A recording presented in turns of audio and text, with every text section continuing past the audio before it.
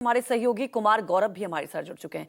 कुमार गौरव, जैसा कि अभी प्रभाकर भी चर्चा कर रहे थे कि ऐसा पहली बार होगा जब आमतौर पर महाभियोग लाया जाएगा, उस पर पक्ष विपक्ष सहमत हो सकते हैं, जैसा कि सूत्रों के हवाले से खबर आ रही है।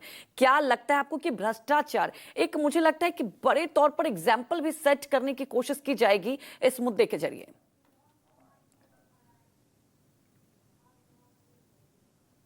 बेचैन हो गए थे जी कुमार गौरव, तुम उधर दिख रहे थे बार बार।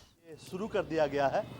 चीफ जस्टिस ऑफ इंडिया ने सीधे तौर पर लिखकर बता दिया था राष्ट्रपति को और प्रधानमंत्री को कि जो जस्टिस हैं वो इस्तीफा देने को तैयार नहीं है, जुडिशियल ड्यूटी को छोड़ने के लिए तैयार नहीं है।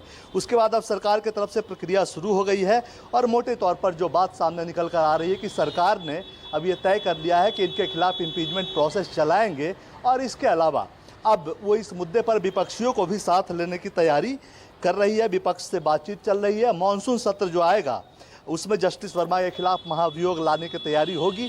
हालांकि एक जो बात है, ये बड़ा कठिन प्रोसेस होता है। प्रिजाइडिंग ऑफिसर के द्वारा अप्रूव करने के बाद 50 से ज़्यादा सांसदों के सिग्नेचर के बाद प्रिजाइडिंग ऑफिसर उसे अप्रूव करता है। उसके बाद 2/3 बहुमत इसमें चाहिए होता है। तो ये एक कठिन प्रोसेस है और उसके बीच में भी, अगर इस प्रोसेस के पूरा होने के बीच में भी जज अगर इस्तीफा दे देता है तो उसे तमाम वो रिटायरमेंट बेनिफिट्स जो मिलता है वो उनको मिल सकता है। इसलिए अमूमन ऐसा देखा जाता है कि जब भी इस तरह की प्रक्रिया शुरू होती है जज बीच में ही रिटायर कर देते हैं। फिलहाल की खबर यही है कि मानसून सत्र में जस्टिस वर्मा के खिलाफ महाभियोग प्रस्ताव लाने की तैयारी है।